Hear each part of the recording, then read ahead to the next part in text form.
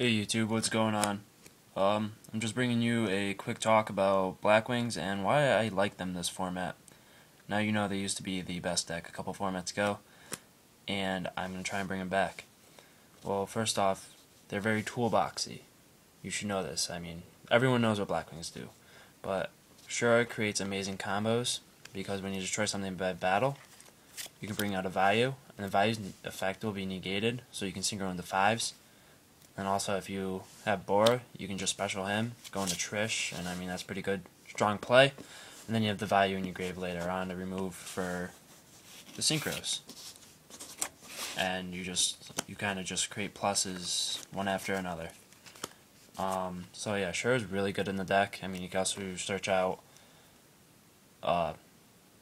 Gale, and if you really needed to, Kalu, if you wanted to go for game, I guess. But yeah, he's really good.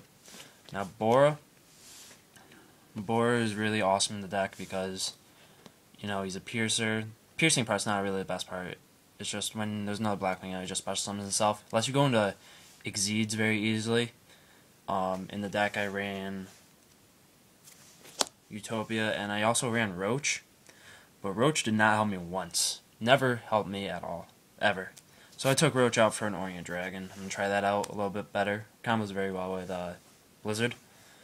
But yeah, he lets you go into Exceeds, and also when comboed with Sirocco can actually create some pretty heavy OTK. Or not OTK, but just killing your opponent very easily because you can pump him up to a very high attack, and then he pierces. So that's very good. Yeah, locals. I won locals. I went 4-0. First game I played TG Stun, and this card was MVP against that deck because I Icarus attacked all day against them first game, blew up everything they had, and just kept on poking, and that's how I won. And then second game I sided out all the Icarus attacks, my Heavy Storm, my Mirror Force, for cards like the Bottomless, Debunks, DD Crows, all that stuff. And because he sided in 3 Starlight Road against me, and all those Starlight Roads became dead. And he just dead drawed all day, and that is why I won game 2. So this is actually MVP because it kind of mind fucked him. Then, you know, the deck also has its own Honest with Kalut. Kalut's a tad worse than Honest, but he's still an amazing card. I mean, it's at 1, and there's a reason why it's at 1, because it is amazing. Then you also have Gale. You know what Gale does. He was the stable tuner for like ever. Gets over Stardust, gets over a lot of things, a lot of big beaters. And then he's also a 3-star tuner. And in this deck, you can spam him pretty freaking easily. That's why I love him in here. Blizzard's going to bring back your level 4s and just make 6. It's a 1 card level 6 synchro. And then you could also do some other nuts things to do level 9s. Like say if you had Blizzard and Bora in hand, and you already used your clue earlier in the game, you can go Blizzard, bring back clue in defense mode, special summon Bora, and then make a 9 right there. So I mean that's a 2-card Trish play. That's pretty good. Or you some 1-card Brio or Armed Wing. I never opted to go for Armed Wing. I always went for Brio, and now I run Orient Dragon too. So I'm gonna try see what that brings to the deck. If it brings anything special.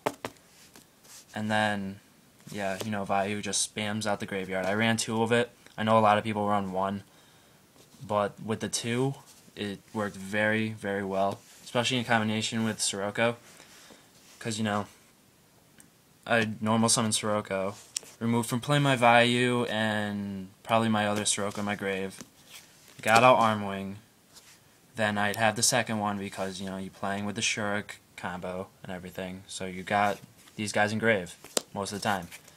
And then you just send the other one out of play, and you most likely get either an Arm Master or a Silverwind. Then you can activate Sirocco, and one of them becomes a giant beater, and you can just get over whatever they want. Sirocco was awesome in my round 2 match. Sirocco was MVP, because I was playing TG Agents, and Sirocco was just getting over everything they had. They played the Trish on me, they played Hyperion, and bring out Scrap Dragon a couple times, and Sirocco just, Sirocco and then a small special summon, and he was definitely MVP in that game, just to say. And then the real reason why I like this deck and why I think it can make a big comeback is because it can run Thunder King. This deck is a conservative deck. Thunder King does hurt a lot of cards in the deck because you run, Black Whirlwind, Pot of Dualities. So he does hurt. But you play conservative in the deck anyways, so you play him, and then it's not like you're going to go off and off and off and off while he's out. You just wait for him to die. This is just to put pressure on your opponent, and for them to waste resources on him, and then that'll allow your Blackwings to just come in and rape. Also, same thing with Effect Veiler. You know what Effect Veiler does. Plain and simple. And then also their Light Food for Chaos Sorcerer. Or no, Blackluster Soldier, sorry. He's amazing, you know what he does. And he's super easy to bring out in the deck.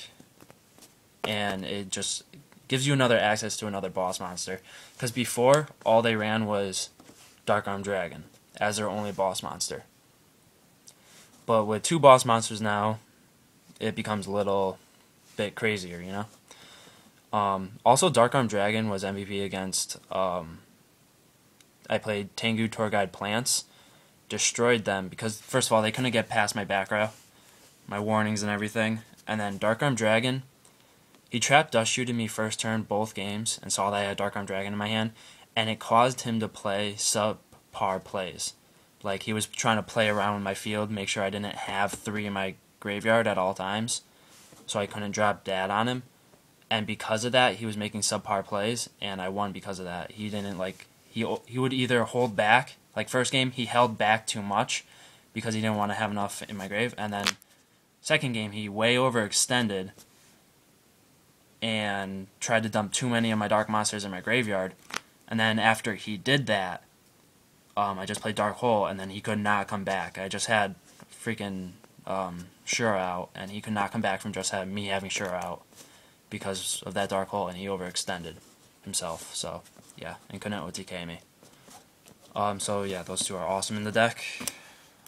The only card I did not like in the deck was Zephyros.